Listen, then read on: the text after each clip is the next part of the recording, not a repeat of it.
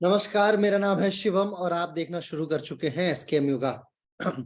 आज का महत्वपूर्ण विषय है भक्ति और भक्ति से संबंधित विषय वस्तु, जो कि योग के लिए एक अत्यंत महत्वपूर्ण परिप्रेक्ष्य माना जाता है। आज हम लोग भक्ति के उन तमाम विषयों का विश्लेषण करेंगे जिन के आधार पे हम सभी योग के भक्ति योग हिस्से को जान पाते हैं। देखिए, भक्ति का जो स्वरूप है वास्तविकता में अगर देखा जाए तो हर काल समय परिस्थिति में अलग अलग परिप्रेक्ष्य में देखने को मिला है। उदाहरण के स्वरूप पे अगर शिव के काल को देखा जाए, यानी शैवों को देखा जाए, तो उनके अंदर भी एक भक्ति का, एक भाव का प्रारूप दिखा है। नारायण की जो भक्ति रही है वो भी एक एक पूरी की पूरी शाखा है और नारायण भक्ति से संबंधित बहुत सारी विषय वस्तु हमारे समक्ष उपस्थित है। ब्रह्म भक्ति से भी संबंधित बहुत सारी चीजें हैं, क्योंकि ये तीन देवता जो हैं, ये तीन ईश्वर हमारे शास्त्रों, हमारे सनातन धर्म के अनुसार प्रमुखता के तौर पे योग में स्थापित हैं। आप चाहे ज्ञान योग की बात कीजिए, हठ योग की बात कीजिए या भक्ति योग की बात कीजिए, ये तीनों कहीं ना कहीं इन तीनों देवताओं से संबंधित है। विषय वस्तु जो है वो बहुत सिंपल है। सिंपल का मतलब ये है कि शैवों को यदि देखें, शिव भक्तों को देखें, तो उनका अपना एक प्रारूप है। शैवों के लिए भगवान शिव का वैसे कोई फिक्स अवतार नहीं हुआ है कभी पृथ्वी पे, किसी भी उद्धरण को अगर देखा जाए तो, परंतु स्वयं शिव जो है वो आते रहे हैं। डायरेक्ट उनका वर्जन रहा है, वो आए हैं, अपने जो भी शिष्यों से संबंधित या भक्तों से संबंधित कार्य रहा है उसे पूर्ण किया है और पूर्ण करके वापस चले गए हैं, यानी अवतरित नहीं हुए। परंतु नारायण की पूरी शाखा को देखें तो नारायण जो है वो लगभग कहीं 8, कहीं 10, कहीं 12 बार लिखा जाता है, यानी कि बहुत सारे अवतार, जिसमें मत्स्य अवतार है, वामन अवतार है, राम अवतार है, कृष्ण अवतार है, और भी बहुत सारे अवतार भगवान विष्णु ने यानी नारायण जी ने लिया। फिर तीसरी जो शाखा यानी कि ब्रह्मदेव की शाखा है, तो ब्रह्मदेव इस सृष्टि के चूंकि निर्माण करता है ऐसा माना जाता है, तो अतः उनका तो किसी भी प्रारूप में आना मुश्किल है, वो किसी भी प्रारूप में पृथ्वी पे नहीं आए। तो भक्ति की अगर बात की जाए तो मुख्य तौर पे शैवों में और नारायण के भक्तों में हमें देखने को मिलती है, यानी भगवान विष्णु के भक्तों में देखने को मिलती है। अब भक्ति के स्वरूप में यदि तुलनात्मक अध्ययन किया जाए कि किसके भक्तों की संख्या किस प्रकार की रही है और किसने भक्ति में ज्यादा कार्य किया है, तो ये तुलनात्मक अध्ययन जो है वो पूरी तरीके से गलत हुआ, क्योंकि दोनों के भक्तों की जो श्रृंखला रही है वो बहुत यूनिक रही है। यूनिक का मतलब ये है कि आप नारायण के भक्तों में यदि देखें तो नारद भगवान आते हैं, शांडिल्य मुनि आते हैं, और ठीक ऐसे ही यदि शैवों में देखें तो जितने भी महर्षि दधीची हैं, है ना, और सबसे परम भक्त का जिसको आशीर्वाद प्राप्त है वो है स्वयं नंदी।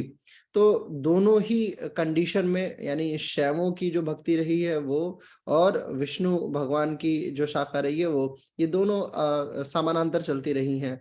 दधीची और मार्कंडे ऋषि ने मिलकर अथर्ववेद और महामृत्युंजय मंत्र जैसे दिव्य रचनाओं को प्रेषित किया, जो कि भक्तों के लिए फलदायी है, डायरेक्ट फलदायी है। लेकिन भक्ति के यदि प्रकार को, भक्ति क्या है, किस प्रकार की व्यवस्था क्रम है, तो इसको सबसे उत्कृष्टता से बनाया है नारायण के शिष्यों ने, यानी भगवान श्री विष्णु के शिष्यों ने, जिसमें शांडिल्य भक्ति सूत्र जो है वो बहुत प्रमुख माना जाता है भक्ति ग्रंथों में। और स्वयं नारद भक्ति सूत्र तो अपने आप में योग का एक अत्यंत महत्वपूर्ण हिस्सा है ही है, और यही यही नारद भक्ति सूत्र जो है, इसमें भक्ति के विभिन्न प्रकारों का अवक्षेपण करेंगे हम लोग दर्शन करेंगे कि आखिर क्या है और किस प्रकार से ये पूरी व्यवस्था चलती है।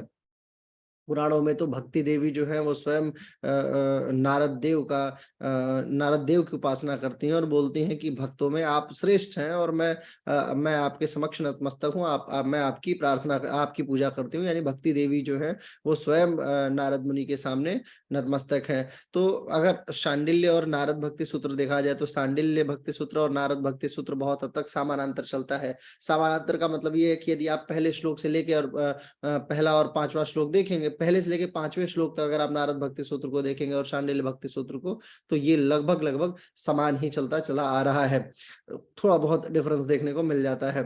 सूत्रों में पतंजलि का योग सूत्र जो है, सांडिल्य मुनि का भक्ति सूत्र जो है, नारद मुनि का नारद भक्ति सूत्र है, और ऐसे भी बहुत सारे सूत्र है जिसमें ब्रह्म सूत्र इत्यादि हैं। तो बेसिकली ये क्या है, ये फॉर्मूलेज दिए जाते हैं। फॉर्मूला का मतलब ये है जैसे केमिस्ट्री का फॉर्मूला है से 6H12O22, मैथ का फॉर्मूला है A+B का होल स्क्वायर या A+B का होल क्यूब। ठीक इसी प्रकार से संस्कृत में या दिव्य ग्रंथों में कुछ फॉर्मूले दिए जाते थे जो जिनका ब्रॉड रूप बनाया जा सकता है, यानी कि जितना आप डिस्क्राइब करें उतना डिस्क्राइब किया जा सकता है। हम आज बात करने वाले हैं इस वीडियो में मुख्य तौर पे शांडिल्य भक्ति सूत्र के विषय में। आखिर शांडिल्य भक्ति सूत्र क्या है, मुख्य तौर पे हम प्रथम अध्याय लेके चलेंगे। देखिए, कुल शांडिल्य भक्ति सूत्र में 3 अध्याय है मुख्य तौर पे, जिनमें ओवरऑल 100 श्लोक हैं। 100 श्लोकों में पहले में लगभग अगर देखा जाए तो लगभग मुझे लगता है 27 के आसपास, 26 के आसपास है, 26 श्लोक है। और इसके बाद फिर द्वितीय और तृतीय अध्याय आता है।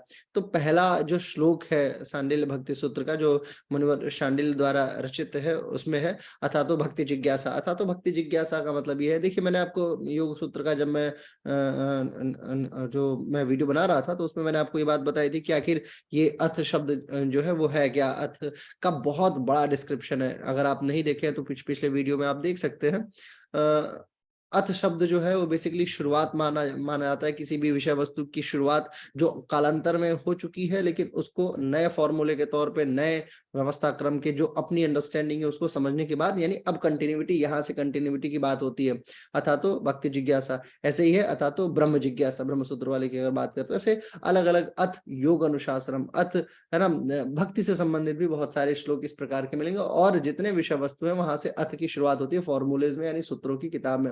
यानी भक्ति जिज्ञासा का मतलब क्या हुआ, अब भक्ति तत्व पर विचार करते हैं, यानी अब भक्ति तत्व की जिज्ञासा लेते हैं, भक्ति क्या है, इसके पहले क्या है, अब क्यों, इसके पहले क्या था। इसके पहले यह था कि भक्ति होती रही है, बहुत सारी भक्तियां देखने को मिली हैं, लेकिन उन सबके प्रकारों का जो निर्गत है और ये क्या है, आखिर इसका फल क्या है, इस पे डिस्कशन कभी नहीं हुआ है। उसी भक्ति को मुनिवर शांडिल्य जो है वो आगे कंटिन्यू करते हैं। देखिए, मैं आपको एक और बात बताता हूँ, योग में बहुत करीब से नवधा भक्ति को देखा जाता है। योग में रामचरितमानस की जो नवधा भक्ति है, इवन गीता जी में जो 4 प्रकार बताए गए हैं भक्तों के, ये सारी चीजें जो हैं वो बहुत महत्वपूर्ण है भक्ति के आधार पे। और भक्ति जो है, भक्ति के विषय में भगवान श्री राम ने सुंदरकांड के अंतिम वाले श्लोक में अगर आप देखेंगे तो वहां पे एक जगह आती है, भय भी बहुत जरूरी है। तो भय शब्द जो है वो भक्ति के लिए अत्यंत जरूरी है, लेकिन इससे कई गुना ज्यादा जरूरी है समर्पण।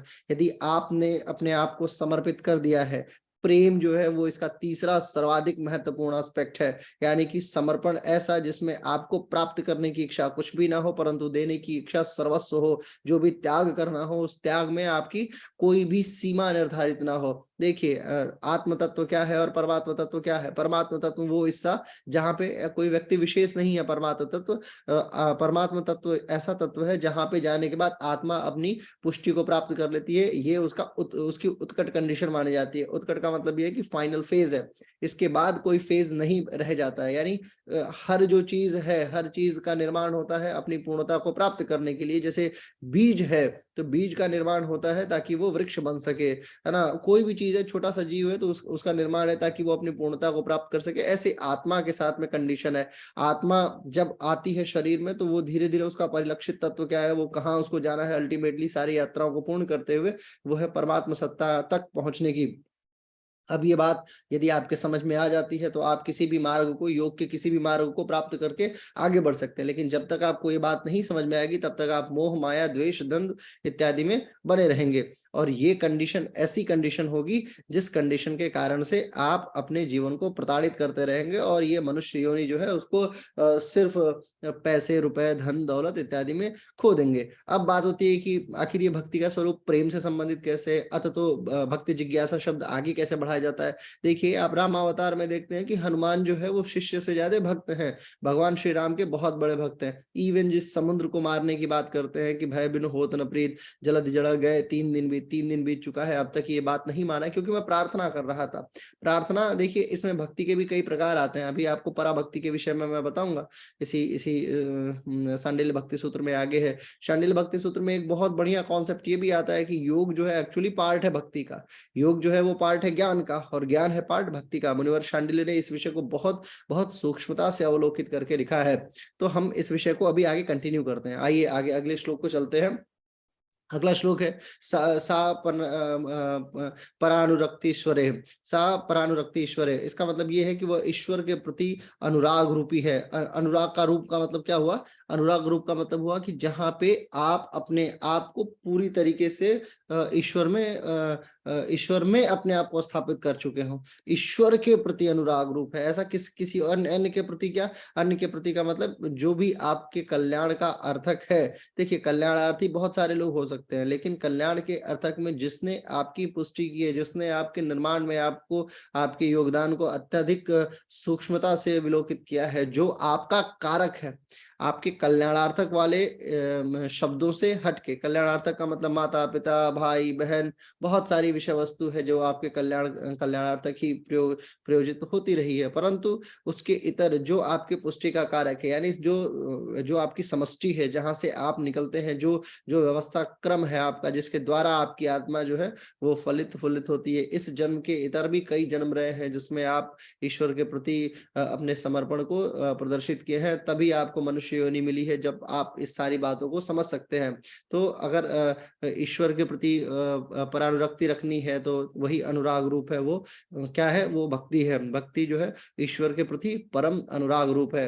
तत्संस्थास्य अमृत तत्वोपदेशात, है ना, यानी कि उसके बाद जो पराभक्ति में जिसकी संस्थिति है वो अमृत तत्व को प्राप्त होता है।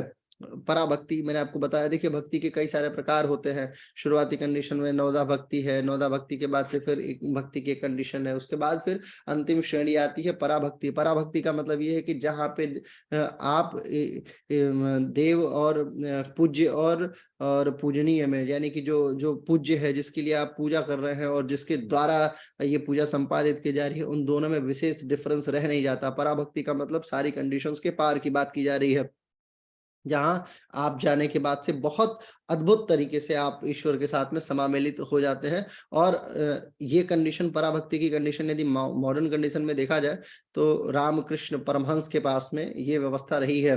रामकृष्ण परमहंस जो रहे हैं, उनकी उनकी इतनी जबरदस्त भक्ति रही है कि वो माता के साथ में मंदिर में बैठ के घंटों उनसे बातें किया करते थे और स्वयं खाना खिलाया करते थे, और माता जो है, काली माता की जो मूर्ति है, वो खाया करती थी। ये उनकी पत्नी का संश्लेषण है। उनकी पत्नी ने ये बात बताई है कि मैंने उनको लाइव देखा कि वो बैठ के घंटों माता से बातें किया करते थे, और माता जो है वो उनको एक बार हट कर बैठे कि नहीं खाओगी तो मैं नहीं खाऊंगा, तो माता ने रामकृष्ण परमहंस जी को भी खिलाया। ऐसी ऐसी श्रुतियां आती हैं। तो कहने का मतलब ये है कि पराभक्ति जो है, जिसमें संस्थिति है, वो अमृत तत्व को प्राप्त होता है। अमृत तत्व का क्या मतलब है? अमृत तत्व का मतलब ये है जहां पे जाने के बाद अब आपकी काया को किसी अन्य विषय वस्तु की कोई आवश्यकता ही नहीं है। अल्टीमेट गोल जो है, अल्टीमेट गोल में देखिए, योग क्या कहता है? योग सूत्र कहता है कि अल्टीमेट गोल जो है वो समाधि है, परंतु सांडिल्य भक्ति सूत्र कहता है कि इन सारी चीजों के ऊपर जो है वो क्या है? भक्ति है। यदि आपने भक्ति का भाव रखा तो आप तर जाएंगे। तरने का मतलब वही समाधि की जो कंडीशन है, उस कंडीशन में आपको उस कंडीशन को प्राप्त करने के लिए आपके समक्ष कोई बड़ी दिक्कत नहीं आएगी। जो पराभक्ति में संस्थित है वो अमृत तत्व को प्राप्त हो जाता है। हाँ, ये है चौथा श्लोक जो है, ज्ञान मिति चेन्न दिशतोऽपि ज्ञानस्य तद संस्थिते, यानी भगवत प्राप्ति का साधन ज्ञान है, ये मानना उचित बात नहीं है। मतलब सिर्फ ईश्वर को प्राप्त करने के लिए आपको ज्ञान हो जाए, ये उचित बात नहीं है, क्योंकि ज्ञान द्वेष रखने वाले शत्रु को भी होता है, किंतु भगवान में उसकी संस्थिति नहीं होती है। इसका क्या मतलब है कि अगर आप ये सोचते हैं कि सिर्फ हमें ईश्वर का ज्ञान हो जाएगा, ब्रह्म ज्ञान हो जाएगा, आत्मज्ञान हो जाएगा, या अन्य तमाम ज्ञान है, ज्ञान के कई सारे प्रकार हैं। रावण को भी बहुत तरीके का ज्ञान प्राप्त था, भक्त भी वो महत्वपूर्ण था, परंतु ज्ञान और ज्ञान के चक्कर में अहंकार, ये दोनों चीजें रावण के विनाश का कारण बनी। अन्यथा भक्त भी वो भी जबरदस्त था। रावण बड़े प्राउडली कहा करता था कि मैंने काट के 10 शीश अपने इष्ट को चढ़ाए हैं, तो मेरे जैसा कोई भक्त कहाँ होगा। परंतु इन सारी बातों के इधर जो कारण बना उसके उसके उसकी बर्बादी का, या उसके उसके डिस्ट्रॉय होने का वो सिर्फ उसका अहंकार था जो उसको उसके ज्ञान के कारण प्राप्त हुआ था। तो शांडिल्य मुनि कहते हैं कि ज्ञान मिति चेन्न द्विषोतोपि, यानी कि सिर्फ ज्ञान ही भगवत प्राप्ति का साधन है, ये बिल्कुल उचित बात नहीं है। ज्ञान के साथ साथ आपको क्या होना चाहिए, भक्ति होनी चाहिए। लेकिन जब आप ये सोचते हैं कि भक्ति का जब विकास होने लगता है तो उससे ज्ञान का क्षय होता है। 5वें श्लोक में एक अक्षर का श्लोक है, तयो पयाक्षाच, यानी कि तब उससे क्या होता है, भक्ति जो है वो धीरे धीरे धीरे धीरे जैसे जैसे विकसित होगी वैसे वैसे ज्ञान का क्षय होना तय हो जाएगा, यानी कि ज्ञान फिर खत्म हो जाता है। इसके पीछे कारण है, कारण ये है, जैसे भक्ति होती है तो भक्ति में क्या है, भक्ति को आप अगर मॉडर्न टर्मिनोलॉजी में समझे तो आप प्रेम मान लीजिए।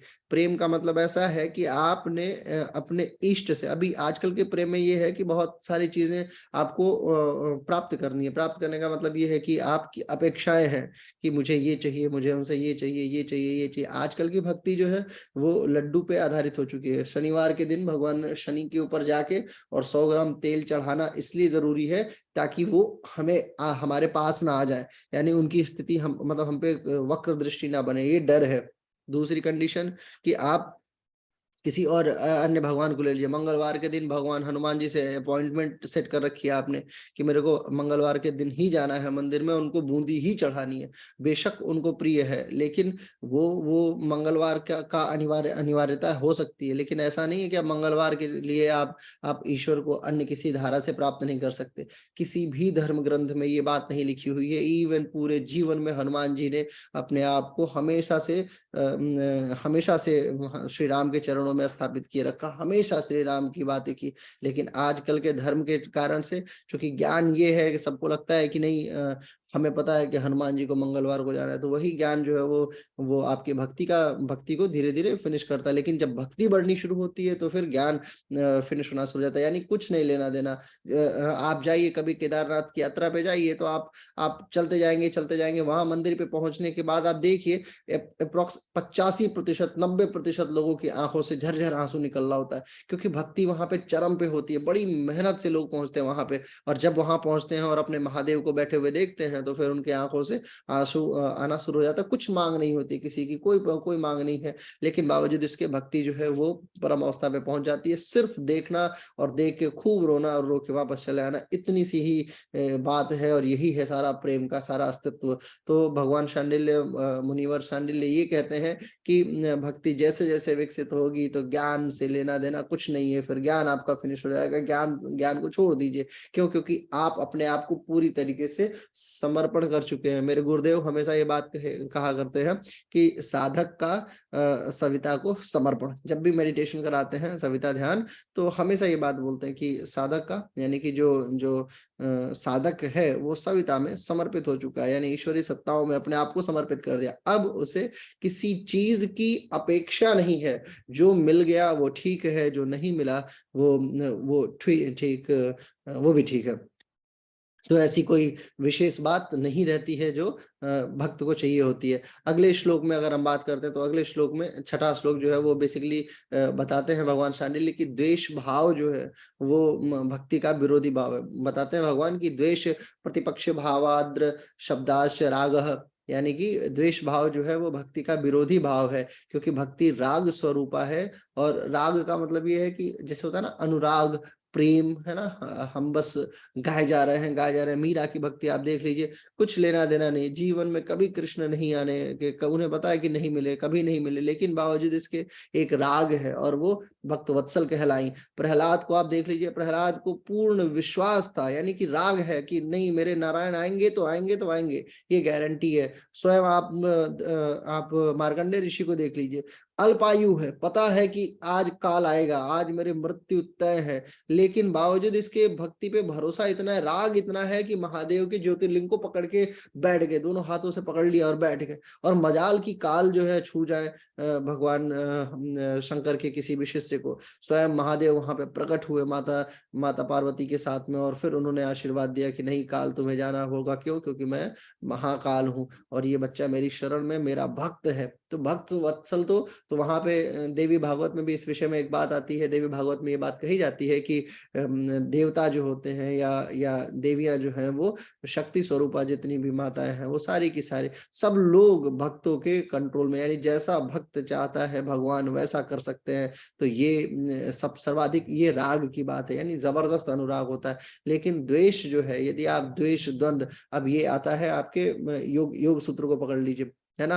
अनिद्रा, अस्मिता, फिर क्लेश, द्वेष, द्वंद, ये सारी जितनी अनिर्वाचीन बातें हैं, इन सारी बातों को अगर एक्युमुलेट किया जाए, अगर एक जगह रोका जाए, रखा जाए, तो हमें पता चलता है कि ये भक्ति का विरोधी भाव है और ये योग का भी विरोधी भाव है। ये हर विषय का द्वेष, बेसिकली द्वेष, द्वंद, ईर्ष्या ईर्ष्या, है ना, ये अहंकार, ये सारे चीजों का खात्मा कर सकता है। जैसे ये माना जाता है कि सोने और चांदी को आप साथ रख देंगे तो सोने का खात्मा तय है, या अन्य भी बहुत सारी केमिकल चीजें हैं जिनका आपस में समामेलन नहीं कराया जाता है, एक साथ नहीं रखा जाता है। क्यों? क्योंकि वो एक दूसरे को खत्म कर सकती है। जैसे लोहा है, यदि उसमें पानी और हवा प्रतिदिन लगती रहे तो वो जंग खा सकता है, यानी वो बेकार भी हो सकता है। क्यों? क्योंकि वो फिर उसमें केमिकल रिएक्शन शुरू हो जाता है। ठीक इसी प्रकार भक्ति का केमिकल रिएक्टर जो है वो क्या है? द्वेष है, द्वंद है, अहंकार है। जिन लोगों को एक बार स्वयं, अभी नारद भक्ति सूत्र में पढ़ाऊंगा तो आपको ये कहानी बताऊंगा कि नारद जी भक्ति वत्सल थे, वो भक्ति में बहुत विशेष थे, लेकिन उनको भी एक बार इस बात का अहंकार हो गया था जिसके कारण से उनको बहुत कष्ट झेलना पड़ा था। बहुत सारी इसमें कहानियां हैं। ठीक है, तो बेसिकली ये बात जो है छठे श्लोक में भगवान शांडिल्य जो है वो बोलते हैं कि द्वेष भाव जो है वो बेसिकली भक्ति का विरोधी भाव है, क्योंकि भक्ति राग स्वरूपा है एवं परम रसमय है।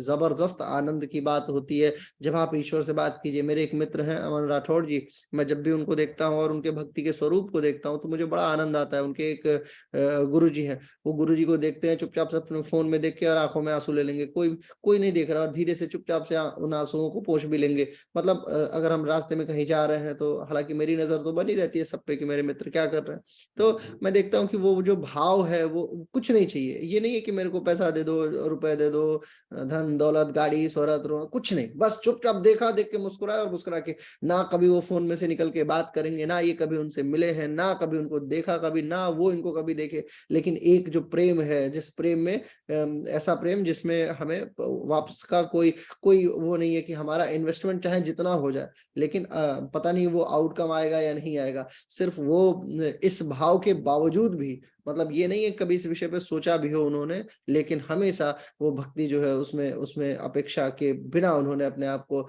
उसमें स्थापित कर रखा है। इसी बात को सातवें अध्याय 7वें श्लोक में भगवान शांडिल्य बोलते हैं, न क्रिया कृत्य न पेक्षणाम ज्ञानवत। इसका मतलब ये है कि कोई भी जो है ना ज्ञान अपने प्रयत्न से उपार्जित हुआ है, लेकिन भक्ति जो है वो किसी क्रिया का अर्जन नहीं है। जैसे ज्ञान होता है, ज्ञान को मतलब ये है कि आपको पढ़ना पड़ेगा, कहीं ना कहीं कुछ ना कुछ आपको पढ़ना पड़ेगा कंटिन्यू। लेकिन जब भी आप भक्ति की बात करेंगे तो वो एक एक एक सेल्फ मेड प्रोसेस है। उसके लिए आपको बस एक चीज चाहिए और वो है प्रेम, जो आपके अंतरंग में उपस्थित होगा।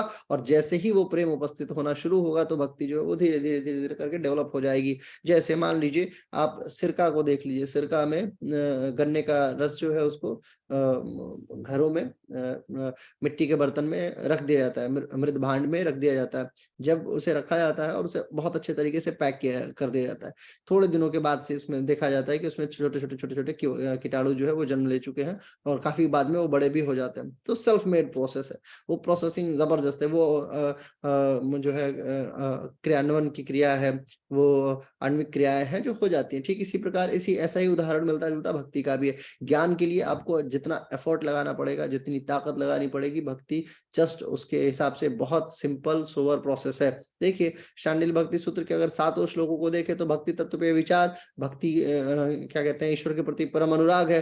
पराभक्ति में जो स्थित है वही अमृत तत्व को प्राप्त कर लेता है।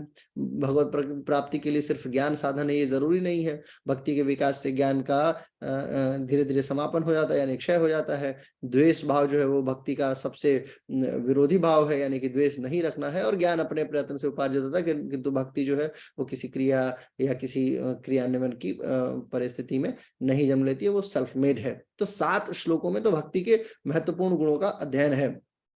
आठवें में अतएव फलान्यंत्यम, इसका मतलब ये इसलिए भक्ति का फल दिव्य एवं अनंत है। क्यों? क्योंकि जो चीज जिस चीज ने जन्म लेने में कोई एफर्ट नहीं लिया हो, तो उसके रिजल्ट्स को आप क्या चेक कर सकते हैं? क्योंकि एनालिसिस तो उसकी की जा सकती है। भाई मानिए आपने आम का पेड़ लगाया, तो आपको पता है कि इससे आम ही निकलेगा, लेकिन जो पेड़ सेल्फ मेड है और उसकी कोई गारंटी नहीं है कि वो कितना विशाल हो सकता है और उस पर कौन कौन से फल लग सकते हैं, तो आप क्या जान पाएंगे कि ये किस चीज का पेड़ है और कितना कितना विशाल है, कितना बृहद है? जो जिस चीज का सेट है कि ये चीज है और इसका रिजल्ट यही होना है, वो तो पता है, वो है ज्ञान। लेकिन भक्ति जो कि सेल्फ मेड है, सेल्फ ओरिएंटेड है, वो आगे चल के कितनी दिव्य, कितनी बड़ी हो जाएगी, इसकी गारंटी नहीं है। मैंने आपको बताया कि आप भक्तियों में आप नंदी की भक्ति को देखिए, नंदी को पता नहीं है कि उनको उनको उनको पता है सारी बातें कि मेरे को देखो कुछ नहीं लेना देना, भगवान अमरनाथ की गुफा में जा रहे, कब निकलेंगे उसकी गारंटी नहीं है। लेकिन नंदी जो है वो ठंड में भी चुपचाप से वहां पे पत्थर के बन के महादेव के तरफ मुंह करके चुपचाप बैठे हुए हैं। तो वो इंतजार है। इंतजार का मतलब कुछ नहीं, आप महादेव जाइए, मुझे आपसे कुछ नहीं चाहिए, जब आप आएंगे तो फिर मैं आपके साथ हो जाऊंगा, क्योंकि ये आपकी प्राइवेट स्पेस है, तो मैं उसमें नहीं जा रहा, लेकिन आपसे अपेक्षा है कि आप जरूर जब आएंगे तो मुझे अपने साथ रखेंगे, मैं आपका साथ नहीं छोड़ सकता। तो ये उसका फल अनंत है। फल अनंत का मतलब ये है कि आप आज भी कोई भी ज्योतिर्लिंगों के दर्शन करने जाता है तो नंदी के कान में जरूर बोलता है कि हे प्रभु महादेव को बोल दीजिएगा। क्यों? क्योंकि नंदी को ये आशीर्वाद प्राप्त है कि यदि कोई भी बात आपसे कोई कुछ कहेगा तो आपकी बात मेरे तक जरूर पहुंचेगी, आप चाहे किसी भी कंडीशन में कहीं पर। तो ये एक एक एक प्रेम का भाव है ना। इसीलिए कहा गया है कि अतएव फलान्त्यम, यानी कि इसका जो फल है वो अनंत है, अनंत फलदायी है ये भक्ति। भक्ति के फलों को आप गिन नहीं सकते। क्यों? क्योंकि ये सेल्फ ओरिएंटेड है, और सेल्फ ओरिएंटेड चीजों का कोई भी रिजल्ट, मतलब कोई भी वो नहीं होता, आवरा नहीं होता कि आप चेक कर पाएंगे कि क्या है। ये माना जाता है, शांडिल्य भगवान ने ये भी माना है कि ज्ञानवान को शरणागत होना पड़ता है, यानी कि भगवत शरणगति जो है वो ज्ञान से भिन्न है। किंतु भक्ति का मतलब ही शरणागति है ना। अगर आप ज्ञानी है तो आपको भगवान की शरण को कालांतर में तो प्राप्त करना ही है। 9वां श्लोक है, तद्वतः प्रपत्ति शब्दाश्च न ज्ञान मितर प्रपत्तिवत, यानी कि कहने का मतलब ये है कि आपको ज्ञान के साथ साथ में भगवत शरण को तो प्राप्त करना ही है, लेकिन भक्ति का सिस्टम ऐसा नहीं है। भक्ति ऑलरेडी शुरू ही शरणागति से होती है। सबसे पहली ही चीज है उसमें शरणागति। आप ईश्वर के लिए, ईश्वर के पास जाके ईश्वर की पूजा करते हैं, यही सबसे बड़ी जो है इसका ओवर आउटकम है। कुछ लोग हैं ऐसा मानते हैं कि योग शास्त्र इस बात से भिन्न है। योग शास्त्र में कर्म कांडों का कोई उपार्जन नहीं है, परंतु वो लोग अनभिज्ञ हैं इस बात से कि योग जो है एक्चुअली ज्ञान का हिस्सा है, और ज्ञान जो है वो भक्ति का हिस्सा है। लिहाजा जिस योग को आप पढ़ रहे हैं वो इनिशियल स्टेज में है। समाधि को प्राप्त करने से पूर्व आप धारणा ध्यान की कंडीशन में जाते हैं, और ध्यान से एक डाइवर्जन आता है। ध्यान से अगर आप ध्यान पे पहुंच जाते हैं, मेडिटेशन पे पहुंच जाते हैं, तो ऐसा नहीं है कि ध्यान करते करते करते करते आप डायरेक्ट वहीं से समाधिस्थ हो जाएंगे। ध्यान से जब आप किसी भी चीज का ध्यान करेंगे, यानी ध्यान से ध्यान को देखेंगे, तो आपको दिखेगा कि ये कहीं ना कहीं ईश्वरीय तत्व के तरफ मुझे मोड़ रहा है। और वही ईश्वरीय तत्व, क्योंकि परमात्मा सत्ता में आपको विलीन होना है, तो परमात्मा सत्ता में विलीन होने से पूर्व आपको अपने आप को समर्पित करना ही करना है। तो एक डाइवर्जन यहाँ पे देखने को मिलता है। 10वें श्लोक में भगवान बोलते हैं शांडिल्य की सा मुक्ति रापेक्षित तत्वात, यानी कि वो भक्ति मुख्य है क्योंकि ज्ञान योग आदि साधन उसकी अपेक्षा रखते हैं। सा मुक्ति तारपे, यानी कि वही मुख्य है ना। अपेक्षा तत्वात, यानी कि लोग मतलब बाकी जितने भी पैटर्न है वो उसकी अपेक्षा रखते हैं। प्रकरणाच, शास्त्रों से भी भक्ति की मुख्यता सिद्ध होती है, यानी जितने प्रकरण है उनमें भी उच्च है कौन? भक्ति। जैसे फॉर एग्जांपल आप पद्म पुराण देख लीजिए, उसमें मैंने बताया आपको कि भक्ति जो है वो भक्ति देवी स्वयं नारद मुनि की संस्तुति कर रही है। समस्त जितने भी मत पुराण देखिए आप, चाहे क्या कहते हैं वायु पुराण देखिए, अग्नि पुराण देखिए, जितने भी पुराण है या जितने भी वेद है, इन सब में एक ही चीज देखने को मिलेगी, वो है क्या? ईश्वर तत्व के प्रति भक्ति।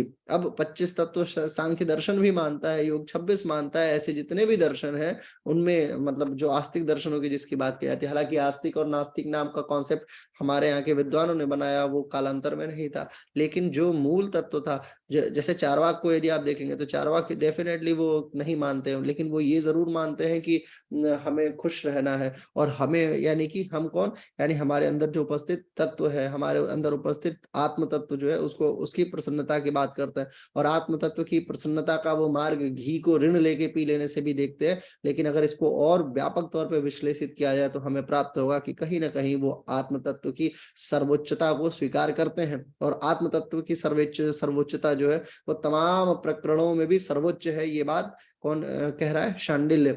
शांडिल्य मुनि कहते हैं 10वें सूत्र में प्रकरणाच्च, यानी कि प्रकरणों में भी जो उच्च है वो कौन है? वो भक्ति है। दर्शन फलमिति चेन तेन व्यवधानात्, यानी कि कुछ लोगों का मानना है कि दर्शन जो है वो भक्ति का अंतिम फल है, यानी कि ईश्वर दर्शन, यानी कि देखना, यानी ईश्वर को प्राप्त कर लेना भक्ति का अंतिम फल है। चेन तेन व्यवधानात्, यानी कि लेकिन इस व्यवस्था क्रम में व्यवधान है, ये उचित बात नहीं है। सिर्फ दर्शन मात्र से भक्ति सिद्ध नहीं हो जाती। यदि दर्शन मात्र से भक्ति सिद्ध हो जाती तो न जाने कितने राक्षस रहे हैं। मधु कैटअप को ले लीजिए, और भी बहुत सारे, आप सारे पुराणों को उठा के देखिए, देवी भागवत को उठा के देखिए, तो सबने कहीं ना कहीं ईश्वरीय सत्ताओं का दर्शन किया है। सबने कहीं ना कहीं, इवन आप प्रजापति दक्ष को देख लीजिए, तो प्रजापति दक्ष के तो राज दरबार में महादेव और विष्णुदेव आके बैठा करते थे, तो दर्शन वहां भी था, परंतु वहां पे भक्ति नहीं थी। वो नारायण के प्रति भक्ति जो थी प्रजापति दक्ष की, वो पूर्ण नहीं थी। ईश्वर की सत्ताओं में आप डायवर्जन नहीं कर सकते। क्यों? क्योंकि महादेव के भक्त नारायण है और नारायण के भक्त महादेव है। ये दोनों भक्त ब्रह्मा के हैं, ब्रह्मा इन दोनों के भक्त है। तो कहने का मतलब ये तीनों जो है वो यूनिट एक ही है। आपके अनुरूप चीजें अलग अलग हो सकती हैं, लेकिन किसी का विरोध करके किसी को प्राप्त किया जा सके ये संभव नहीं है। तो ये बात योग शास्त्र भी कहता है। योग शास्त्र कहता है कि आपको समामेलित करना है और एक होना है। ये एकात्म भाव जो है यही आपके योग की फलश्रुति का कारण बनेगा और आप कालांतर में धीरे धीरे आगे बढ़ते चले जाएंगे। तो इसी बात को 13वें श्लोक में कहते हैं कि दृष्टवाच, यानी कि इस दृष्टि लोक में, यानी कि जो ये लोक है, जो हमारा ये मृत्यु लोक है, इस मृत्यु लोक में भी इस बात को देखा गया है। वही सारे उदाहरण मैं आपको बता रहा था कि यहाँ पे बहुत सारे ऐसे लोग हुए हैं जिनको दर्शन होता रहा है, परंतु यही फाइनल कंडीशन नहीं है भक्ति की। 14वें श्लोक में कहते हैं भगवान शांडिल्य की, अतएव तद्भावाद बल विनाम, यानी कि बिना शास्त्र ज्ञान या दर्शन भाव के अभाव के बिना केवल परम अनुराग जो है, ईश्वर के प्रति अनुराग है, वो जो है वो भक्ति के तमाम अंगों से धीरे धीरे ईश्वर को प्राप्त की जा सकती है ना, यानी लक्ष्य को प्राप्त किया सकता है। अतएव तद्भाव बलवीनाम, यानी कि शास्त्र ज्ञान और दर्शन का ज्ञान यदि नहीं भी है तो भी आप भक्ति के परम लक्ष्य को प्राप्त कर सकते हैं। That is far easy rather than anything else. किसी अन्य भाव को, यानी दर्शन का ज्ञान प्राप्त करें, शास्त्रों का ज्ञान प्राप्त करें, फिर भक्ति में आप अपने आप को उड़े लें और फिर आगे बढ़ें, तो इससे बेटर तो ये है कि आप अनभिज्ञ रहिए बाकी सारी चीजों से, और आप सिर्फ यदि भक्ति का ही पक्षधर हो जाते हैं, सिर्फ भक्ति के लिए आप अपने आप को प्रेरित करते हैं, तो भी आप उन परम गति को प्राप्त कर सकते हैं जो ज्ञानी लोग तमाम शास्त्रों एवं विद्वताओं को पढ़ने के बाद प्राप्त कर सकते हैं। 14वां श्लोक जीवन से संबंधित बहुत जबरदस्त श्लोक है। इसको आप अपने जीवन में कहीं भी किसी के समक्ष प्रस्तुत कर सकते हैं कि देखिए, ऐसा नहीं है कि आपके पास शास्त्रीय ज्ञान है तो मेरे पास कुछ नहीं है। मेरे पास क्या है? भक्ति, और सांडिल्य भक्ति सूत्र के अनुसार मैं इन सारी चीजों से भी ईश्वर को प्राप्त कर सकता हूँ, जिन सारी चीजों से आप प्राप्त करने की अपेक्षा कर रहे हैं। और आपका तो समय, आपको लंबा समय देना पड़ेगा। 15वां श्लोक जो है, भक्त्या जानती चिन्ना भी ज्ञप्त्या सहायात, यानी कि भक्ति की प्राप्ति होने से, बिना पूर्व ज्ञान की सहायता होने के बावजूद भी भगवत ज्ञान स्वतः हो जाता है। भक्त्या जानती थी, ना, भक्ति की प्राप्ति होने से किसी भी ज्ञान की आवश्यकता नहीं है। यानी कि कोई जरूरी नहीं है कि आपको क्या, भाई एक बात बताइए, ध्रुव को ध्रुव पद मिला, वो कैसे मिला? वो क्या था? वो बच्चा था, वो बहुत सारी चीजें थोड़ी जानता था। नचिकेता को देखिए, क्या उसे लेना देना था? यमराज भी ब्राह्मण बालक से भयभीत हुए पड़े थे कि नहीं ये क्योंकि ये इसकी भक्ति है, ये भक्त है। और भक्त है किसका? ऐसा नहीं है कि वो किसी ईश्वर विशेष का भक्त है, वो न्याय का भक्त है। तो भक्ति का कोई प्रारूप नहीं है। ऐसा नहीं है कि आप सिर्फ ईश्वरीय सत्ताओं में ही भक्ति के स्वरूप को स्थापित करते हैं। आप किसी विषय वस्तु में यदि आप न्याय प्रिय हैं, आप एक तरफ से मान लिया कि आप नास्तिक हैं, लेकिन यदि आप न्याय प्रिय हैं, या यदि आप कर्तव्य प्रिय हैं, यदि आपके अंदर कोई द्वेष द्वंद्व का भाव नहीं है, तो भी आपकी सर्वोच्च स्थिति प्राप्त है। आप इसकी कथा देख लीजिए महादेव के भक्तों में, बैजनाथ धाम जो झारखंड में है, वहां पे क्या क्या है, वहां पे भक्ति की परम स्थिति देखी जाती है। वहां पे एक शिवलिंग है जिसको एक बैजूनाथ का आदमी था जो प्रतिदिन लाठी से मार के जाया करता था, 10 लाठी गिन के मारता था। एक दिन वो भूल गया कि मैं नहीं मारा, वो खाना छोड़ के दौड़ते हुए गया मारने के लिए, क्योंकि उसको लगता था कि उसकी गाय का दूध सारा का सारा इस मिट्टी के पिंड के ऊपर गिर क्यों जाता है, और ये मेरे मालिक के लिए बेकार बात है। यानी उसकी भक्ति किसमें थी, अपने मालिक के प्रति थी। वो ईश्वर से जो है वो युद्ध कर बैठा, लेकिन बावजूद इसके ईश्वर को वो प्रेम स्वीकार्य हुआ और स्वयं महादेव वहां पे उपस्थित हुए और अपने आप को स्थापित किया। तो कहने का मतलब ये है कि जब आप अपने आप को भक्ति की परम अवस्था में स्थापित कर लेते हैं, तो आपकी कंडीशनिंग क्या जबरदस्त होती है। 16वां श्लोक जो है बिल्कुल एक शब्द का प्रागतम च, यानी कि यह बात पहले के सूत्रों में कही गई है। पहले के सूत्र का मतलब जितने अन्य सूत्र हैं, सांडिल्य मुनि के और भी कई सारे लेख हैं, लेकिन अभी इस समय तो नारद जी के भी 3 क्या कहते हैं लेख हैं, लेकिन उनमें से सिर्फ 1-2 हमें प्राप्त है, जिसमें एक कर्मकांड से संबंधित बातें हैं और एक भक्ति सूत्र। ऐसे सांडिल्य मुनि के भी कई सारे लेख हैं, लेकिन हमें अभी फिलहाल यही एक प्राप्त है, सांडिल्य भक्ति सूत्र। अब ये पहले के सूत्रों में, यानी कि जो इसके पूर्ववत भक्ति से संबंधित बातें की गई है सांडिल्य मुनि के लेख से पूर्ववत, उसमें भी ये बातें कही गई है। एतेन विकल्पो अपि प्रयुक्तयः, यानी कि ऐसा निश्चय होने से कि ज्ञान एवं भक्ति संबंधी विभिन्न सिद्धांतों का परस्पर विवाद है, वो उनका समन्वय हो जाता है। देखिए ज्ञान जो है वो किसका, ज्ञान एक अंग है और भक्ति अंग है, ठीक है। ज्ञान का लक्ष्य क्या है, वो भक्ति है। ज्ञान यदि पहुंचेगा तो अंत में कहाँ पहुंचेगा भाई, नॉलेज का क्या एस्पेक्ट है। आपको रामचरितमानस का ज्ञान नहीं है, आपने रामचरितमानस का पूरा अध्ययन किया, अल्टीमेट आउटकम क्या निकला कि आप भगवान श्री राम के अनन्य भक्त हैं हनुमान, तो आपकी भक्ति जागेगी। और आपकी भक्ति किसके पे जागेगी, राम के चारित्रिक विश्लेषण को करते हुए राम के ऊपर भक्ति जाएगी और हनुमान जी के ऊपर भक्ति जाएगी। तो ये कंडीशन है। आप पूरी की पूरी महाभारत, पूरा गीता पढ़ लीजिए तो आपको दिखेगा कौन, कृष्ण के प्रति भक्ति। यानी कि पहले हुआ ज्ञान और ज्ञान के बाद अल्टीमेट कंडीशन क्या है, वो भक्ति है। तो ऐसा निश्चय होने से कि ज्ञान एवं भक्ति संबंधी विभिन्न सिद्धांतों के परस्पर विवाद का समन्वय हो जाता है। जब आपको ये पता चल जाए कि एक्चुअली में ज्ञान का अल्टीमेट आउटकम क्या है, भक्ति है, तो उस भक्ति वाली कंडीशन में जाने के बाद आप अपने आप को शैथिल्य भाव महसूस करेंगे। और दूसरा शॉर्टकट बताते हैं शांडिल्य भगवान की, सीधे बियॉन्ड ऑफ कि आप इतना लंबा समय लेके जाइए, ज्ञान से होते हुए गुजरिए, आप आइए डायरेक्ट भक्ति की तरफ प्रयुक्त हो जाइए। 18वें श्लोक में कहते हैं देव भक्ति ऋतेस्मिन् साहचर्य, यानी कि श्वेताश्वर उपनिषद में भी ये बात कही गई कि गुरु भक्ति के साथ साथ पठित होने के कारण देव विषयक भक्ति भी ईश्वर भिन्न देवता के भक्ति का बोधक है। यानी कि ऐसा नहीं है कि सिर्फ आप ईश्वरीय सत्ताओं में, मैंने आपको बताया ना, आप श्वेताश्वर उपनिषद देखिए, आप पद्म पुराण देखिए, आप ब्रह्म वैवर्त देखिए, है ना, आप ब्रह्मांड पुराण देखिए, इन सारे पुराणों का अध्ययन ये आपको बताएगा कि भक्ति की कंडीशन क्या है। भक्ति में कोई आवश्यकता नहीं है कि आपकी भक्ति चीज के किस विषय वस्तु के ऊपर है। विषय वस्तु चाहे कोई हो, चाहे वो गुरु की सत्ता हो, चाहे वो ईश्वरीय सत्ता हो, या इन दोनों के इतर कोई विषय वस्तु हो। यदि आप, भाई एक चीज बताइए, आपने एक भक्ति देखी होगी, मैं आपको भक्ति का एक प्रेम का स्वरूप बताता हूँ। आपने देखा होगा सत्यवान की कहानी सुनी होगी, उसमें क्या है, उसमें सत्यवान की पत्नी जो है वो पीछे पीछे चली जाती है, किसके, यमराज के। क्यों? क्योंकि वहां पे दिव्य प्रेम है, अनन्य प्रेम है, तो वो प्रेम भी सत्यवान की आत्मा को वापस लेके आ सकता है।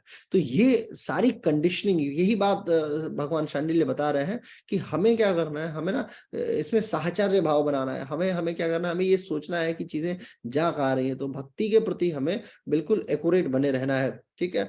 19वां जो है वो बड़ा जबरदस्त है। यही श्लोक जो है सर्वाधिक पठित श्लोक माना जाता है और योग के विद्यार्थियों के लिए तो अत्यंत महत्वपूर्ण अंग है ही है। योगस्थ भूयार्थ मपेक्षणात् प्रयाजवत, इसका मतलब ये है कि योग जो है वो ज्ञान का अंग है। योगस्थ भूयार्थ मपेक्षणात्, है ना, तथापि ज्ञान जो है वो किसका अंग है, वो भक्ति का अंग है। तब उसी के साथ योग भी किसका अंग हो गया, भक्ति का अंग हो गया। जैसे वाजपेयी आदि का अंगभूत प्रयाज उसकी दीक्षा लेने वाले व्यक्ति की दीक्षा का भी अंग माना जाता है, अतः योग का भी लक्ष्य क्या है, भक्ति ही है, अल्टीमेट कंडीशन। तो जो लोग ये बात कहते हैं कि नहीं अल्टीमेट कंडीशन योग का अन्य कुछ और भी हो सकता है, लेकिन अंग यदि पूछा जाए कि भक्ति का अंग क्या है, तो भक्ति के योग जो है वो भक्ति का अंग है। ऐसा नहीं है कि योग अपने आप में अलग विषय है और अलग स्थापित है, वो भी आउटकम है ज्ञान का। और भक्ति जो है उसका आउटकम क्या है? ज्ञान, और ज्ञान का आउटकम है योग। तो ऐसे सूक्ष्मता की तरफ और जाएंगे तो और भी बहुत सारी सूक्ष्मता, यानी योग बहुत सारी ऐसी भी चीजें हैं जो योग का अंग है, ठीक है, जिसमें यम नियम को हम लोग पढ़ते हैं। अगर अष्टांगा की बात करते हैं तो छोटे छोटे अंगों की बात की गई है। तो अहिंसा किसका अंग हो गया? योग का। योग अंग हो गया किसका? ज्ञान का। और ज्ञान किसका अंग हो गया? भक्ति का। तो ये सीढ़ियां हैं जिसके आधार पे आप अपने अपने जीवन को स्थापित कर सकते हैं। 19वां श्लोक था ये। 20वां श्लोक जो है गौण्या समाधि सिद्धि। देखिए, समाधि सिद्धि गौण्य कहा गया है कि उस गौणी भक्ति से ही समाधि की सिद्धि होती है। आपने उसमें देखा होगा योग शास्त्र में ईश्वर प्राणी ध्यानद्वा, ये एक श्लोक आता है, सूत्र आता है पतंजलि योग सूत्र में, ईश्वर प्राणी ध्यानद्वा, यानी कि प्राणी ध्यान जो शब्द है वो किसका है? वो किसका? ईश्वर के प्रति ना। तो वो गौणी भक्ति का एक उदाहरण है, जबरदस्त उदाहरण है। तो योग शास्त्र को देखिए और आप यहाँ पे सांडिल्य भक्ति सूत्र को देखिए, तो वहां पे आपको पता चलेगा कि बेसिकली गौड़ी भक्ति जो है वो बहुत जरूरी है समाधि के लिए, और समाधि की सिद्धि के लिए गौड़ी भक्ति का होना अनिवार्य है। तो इसलिए योग का तत्व क्या है? वो भक्ति आ गई अंत में, है ना भाई। अल्टीमेट आपको समाधि तक पहुंचना है, तो वो बता देता है 20वां श्लोक। तो 19वां 20वां श्लोक जो है वो योग के विद्यार्थियों के लिए बहुत महत्वपूर्ण माना जाता है। 21वां श्लोक है हे राग त्वादिति चेन्नो मास पदास्त्वात् संगवत, यानी कि भक्ति जो है वो राग रूपा है, और ये राग स्वरूपा भक्ति भी त्याज्य होगी क्या? ऐसा कहें तो ठीक नहीं, क्योंकि इस राग का आश्रय उत्तम है ना। देखिए, होता क्या है, माना जाता है धर्मशास्त्रों में कि राग जो है, राग और द्वेष और द्वंद, इन सबका त्याग कर देना चाहिए, है ना। राग तो ठीक बात नहीं है, लेकिन ईश्वरीय सत्ताओं के प्रति राग नहीं, इस सांसारिक मोह माया के प्रति जो राग है उसके त्यागने की बात हो रही है। तो वही बात यहाँ पे कह रहे हैं कि यदि भक्ति राग रूपा है तो राग स्वरूपा भक्ति की भी त्याज्य होगी क्या? नहीं, ऐसा नहीं है, क्योंकि भक्ति जो है वो राग का आश्रय, वो ऐसा राग है जिसके आश्रय के कारण से आप उत्तम कंडीशन को प्राप्त हो सकते हैं, है ना। भक्ति सर्वश्रेष्ठ है, ये बात जो है वो बताया गया है 22वें श्लोक में। तदेव कर्मी ज्ञानी योगिभ्य अधिक शब्दात्, कहा गया कि भक्ति ही सर्वश्रेष्ठ है। ये बात तय है, क्योंकि भगवान ने हर जगह, चाहे भगवत गीता हो चाहे कहीं भी हो, वहां पे कर्म ज्ञान तथा योग इन सब की अपेक्षा भक्त को ही सर्वश्रेष्ठ माना है। आप देखिए 7वें अध्याय में, 4थे अध्याय में, हर जगह भगवान ने भक्त को सर्वश्रेष्ठ माना है, और स्वयं को उन्होंने कहा है कि भक्तों में मैं प्रहलाद हूं। तो कहने का मतलब ये है कि भक्त ही सर्वश्रेष्ठ है। योगी हो, ज्ञानी हो, कर्म योगी हो, चाहे कुछ भी हो, उन सब में भक्त को ही भगवान ने श्रेष्ठ माना है। तो भक्त की कंडीशन वो ज्यादा उत्तम मानी गई है। 23वां जो है श्लोक इसी पे आगे बढ़ता हुआ है कि प्रश्न निरूपणाभ्या अधिक सिद्ध, यानी गीता का जो 12वां अध्याय है वहां पे भी आप देखिए अर्जुन के प्रश्न और भगवान के उत्तर से भी भक्ति की श्रेष्ठता सिद्ध होती है। प्रश्न निरूपणाभ्या भक्त अधिक सिद्ध, यानी कि भक्ति को सिद्ध करने के लिए अगर देखा जाए तो प्रश्नों के बावजूद भी अगर देखा जाए, इतने सारे प्रश्न पूछे अर्जुन ने, लेकिन उनके उनके जो उत्तर प्राप्त हुए हैं उसमें भी भगवान श्री कृष्ण ने यही बात कही है कि वास्तविकता में भक्ति सर्वश्रेष्ठ है। 24वां श्लोक जो है नैव श्रद्धा तु साधारण्यात्, यानी कि भक्ति के परिप्रेक्ष्य में श्रद्धा शब्द का साधारण उपयोग नहीं है। साधारण उपयोग का मतलब ये है कि श्रद्धा भाव, ऐसे ऐसे भावों का प्रयोग हम लोग करते हैं, ये ठीक नहीं है। हमेशा हम लोग ये कहते हैं कि श्रद्धा होनी चाहिए, हम घर पे भी मंदिर बना लेंगे, ये भी एक अलग विषय वस्तु है। हमारी श्रद्धा है, हम भक्ति नहीं करेंगे तो भी चलेगा, हम बस मानते हैं ईश्वर को, है ना। आजकल क्या है, ईश्वर को डिजिटल लोगों का प्यार हो गया ईश्वर के प्रति। फेसबुक चला रहे हैं, उसमें एक फोटो आ गई महादेव की, तो उसको लाइक नहीं करेंगे तो दुख होगा, कष्ट होगा कि अरे नहीं नहीं, मैं भक्त हूं, और चूंकि मैं भक्त हूं इसलिए भगवान को लाइक करना चाहिए, मुझे ये लाइक करना अनिवार्य है। क्यों? क्योंकि मैं भक्त हूं, और नहीं करूंगा तो भगवान बुरा मान जाएंगे। भगवान फेसबुक नहीं चलाते हैं, डिजिटल नहीं है वो, है ना। कुछ लोग ऐसा ऐसा मैसेज भेजते हैं कि इसको 10 लोगों को फॉरवर्ड करो, नहीं तो तुम्हारे साथ कुछ बुरा हो जाएगा। ये डर फैलाने वाला प्रोपेगेंडा है, ऐसा नहीं है, है ना। श्रद्धा जरूरी है, लेकिन श्रद्धा के इतर एक राग, एक जो एक मित्राग जिसको बोलते हैं, एक भाव होना चाहिए। और उस भाव के, देखिए भगवान जो है वो किस चीज के भूखे हैं पता है आपको? भाव के। यदि भाव आपके पास में है, यानी आपने आत्म विभोर है आप, तो आप भगवान की किसी कंडीशन को किसी भी क्षण प्राप्त कर सकते हैं, परंतु यदि आप आत्मविभोर नहीं है तो यकीन मानिए आप कुछ नहीं प्राप्त कर पाएंगे। ठीक है, तो श्रद्धा जो है वो इतना साधारण नहीं है, न वो श्रद्धा तो साधारण यानी जो श्रद्धा शब्द है उसको इतना इजी भी मत लीजिए। तस्या, अगले श्लोक में बताते हैं, तस्या तत्वे चानवस्थानात्, श्रद्धा का साधारण उपयोग करने से अनावस्था उत्पन्न होती है, यानी कि धीरे धीरे भक्ति से दूरी उपयोग होनी शुरू हो जाती है। जब आप श्रद्धा भाव है, श्रद्धा भाव है, श्रद्धा भाव है सामान्य अर्थों में यूज करना शुरू कर देंगे, श्रद्धा भाव की भी एक उचित कंडीशन है और उस कंडीशन को आपको प्राप्त करना है। 26वां श्लोक जो है वो उसमें बताते हैं कि ब्रह्मसूत्र भी भक्ति का प्रतिपादन करता है एवं ब्रह्मसूत्र में निहित ज्ञान का लक्ष्य भक्ति ही है। श्रद्धा के इधर 26वां श्लोक जो है, ब्रह्म कांडम तु भक्तो तस्यानु ज्ञानया सामान्यात, यानी कि ब्रह्मसूत्र जो है वो भी भक्ति का प्रतिपादन करता है। और ये 26वां श्लोक है। प्रथम अध्याय के 26 श्लोक हैं कुल। द्वितीय अध्याय में 27वें श्लोक से शुरू होगा, जिसमें बुद्धि से संबंधित, ज्ञान से संबंधित, गुरु से संबंधित, शरणागति से संबंधित बहुत सारी बातें हैं। मैं कोशिश करूंगा कि द्वितीय अध्याय का वीडियो मैं कल आपको बना के भेज दूं और तृतीय अध्याय का परसों, यानी कि 2 से 3 दिनों के अंदर हम लोग शांडिल्य भक्ति सूत्र को समाप्त कर लेंगे। कुल 100 श्लोक हैं, जिसमें से 26 श्लोक मैंने आपको आज बता दिया। कुल आउटकम यदि एक बार देखें क्विकली, आउटकम क्या निकला हमारा, तो हमारा आउटकम ये निकला कि एक तो योग जो है वो किसका अंग है, वो है ज्ञान का, और ज्ञान किसका अंग है, भक्ति का।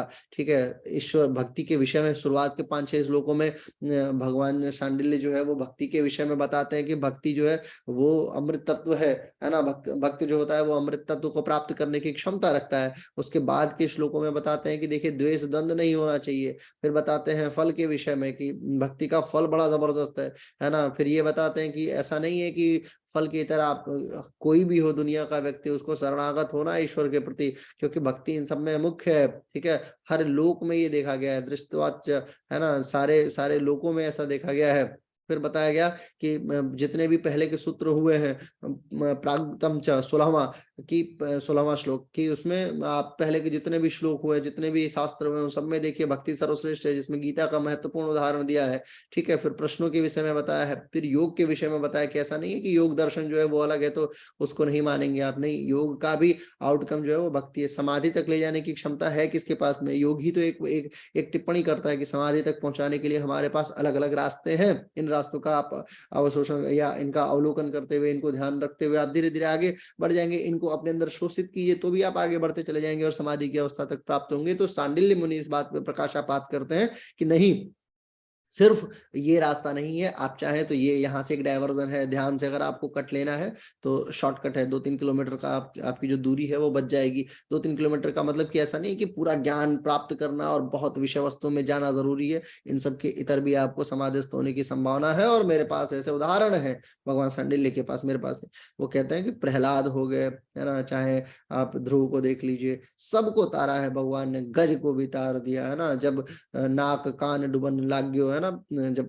गज जो है, गज तरणी की कथा आपने सुनी होगी कि एक हाथी है जिसको एक मकर खींच रहा है, तो वहां पे वो सिर्फ नारायण को बहुत वत्सल भाव से याद करता है कि हे प्रभु, हे नारायण, हे श्री कृष्ण, नाक कान डुबन लाग्यो, यानी कि अब मेरा नाक और मेरी कान जो है वो अब डूबने, अब शरण तिहारी, मैं आपके शरण। देखिए जब मैं ये बात आपको बता रहा हूँ तो मेरा रोआ जो है वो पूरी तरीके से गनगना जा रहा है, खड़ा हो जा रहा है। कहने का मतलब ये है कि ये भाव है। भाव का मतलब ये है कि जब, क्या मिसाल, क्या बात की जब आप ईश्वर को याद करें और वो प्रकट ना हो जाए, ये प्रेम ऐसा होना चाहिए, ऐसा भाव होना चाहिए, ऐसी भंगिमा होनी चाहिए आपकी ईश्वर के प्रति।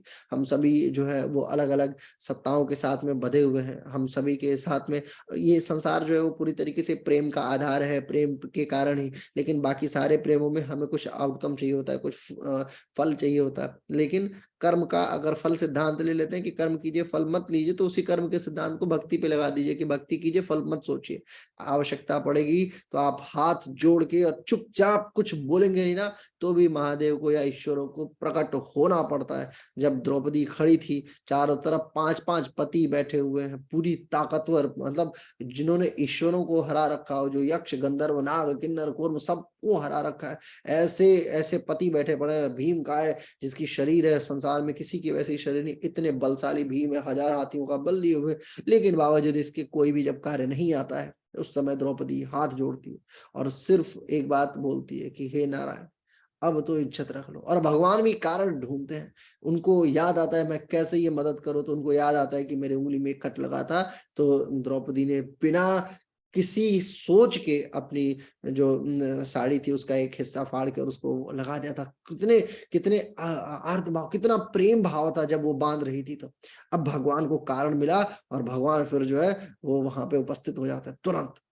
तो कारण देना बहुत जरूरी है। यदि हम ईश्वर को एक कारण दे देते हैं ना कि हमें वो हमारी रक्षा करें, तो ऐसा नहीं है कि आप चाहे भक्ति करते रहिए करते रहिए, भाई वहां राग जो है, यही बात तो है, पराभक्ति जो है, जब आप परा तक तब पहुंचेंगे ना जब नवधा भक्ति को क्रॉस करेंगे। आपको पता होना चाहिए कि आप दस्यु भाव में है, मित्र भाव में, किस कंडीशन में है आप। और जब आप अपनी कंडीशनिंग कर लेंगे और ईश्वर के पास इतना सा भी कारण रहा आपकी मदद करने के लिए, तो यकीन मानिए ईश्वर जो है वो भक्ति के सर्वश्रेष्ठ प्रयोजक माने जाते हैं। यानी कि ईश्वर के पास यदि एक कारण रहा तो फिर दौड़े चले आते हैं भगवान। बाकी की तो बात ही छोड़िए, भक्ति का ही स्वरूप था। जब सुदामा आते हैं और चुपचाप से, वो प्रेम ही तो है जो चावल लेके आते हैं, कुछ नहीं है, सूखा चावल है, लेकिन वो छुपा रहे हैं, क्यों? क्योंकि उनको लगता है कि मेरी बेइज्जती ना हो, लेकिन प्रेम है।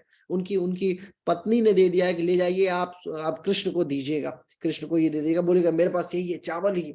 और वो चावल लेके जाते हैं और चावल भगवान श्री कृष्ण के समक्ष, अब कैसे दे, गरीबी इतनी ज्यादा है, कुछ समझ में नहीं आ रहा। भगवान तो भगवान, उन्हें तो पता है कि ये चावल जो है वो बड़े प्रेम से उसी चावल को खाते हैं, और वो भुजे हुए चावल का एक एक दाना जो है उधर महलों का निर्माण कर देता है। तो इसके पहले भगवान सुदामा के मित्र नहीं थे क्या? थे, लेकिन उनके पास कोई कारण नहीं था जिस कारण से वो सुदामा की हेल्प कर पाते या मदद कर पाते।